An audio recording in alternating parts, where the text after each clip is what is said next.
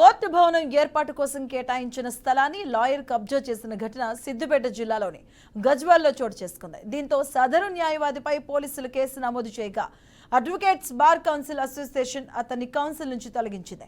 పట్టణంలో నూతన కోర్టు భవన నిర్మాణానికి ప్రభుత్వం స్థలాన్ని కేటాయించగా అడ్వకేట్ శశిధర్ రెడ్డి ఆ భూమిని కబ్జా చేశారని కోర్టు బార్ అసోసియేషన్ అధ్యక్షులు సీనియర్ న్యాయవాది పార్థసారథి అన్నారు. ఇక ప్రభుత్వం శశిధర్ రెడ్డిని కొంత స్థలం కేటాయించిందని, కానీ శశిధర్ రెడ్డి కోర్టుకు కేటాయించిన స్థలాన్ని ఆక్రమించారన్నారు.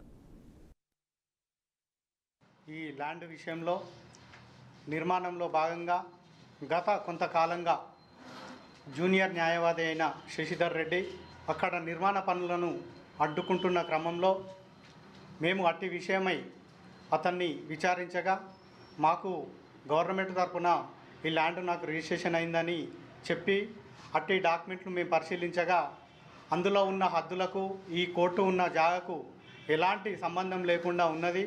ఈ క్రమంలో భాగంగా మేము విచారిస్తున్న క్రమంలో మా అడ్వకేట్ శివకుమార్ అనే అతను నానా మాటలు తిడుతూ దళిత అడ్వకేటు నువ్వెప్పుడైనవురా అని చెప్పి విచక్షణ రహితంగా తిట్టగా మేము అతన్ని మందలిస్తుండగా కోర్టుకు సంబంధం లేదు, నా జాగా నేను తీసుకుంటా అని చెప్పి అక్రమంగా ప్రవేశిస్తున్న క్రమంలో అతన్ని మేము అడ్డుకున్నాము.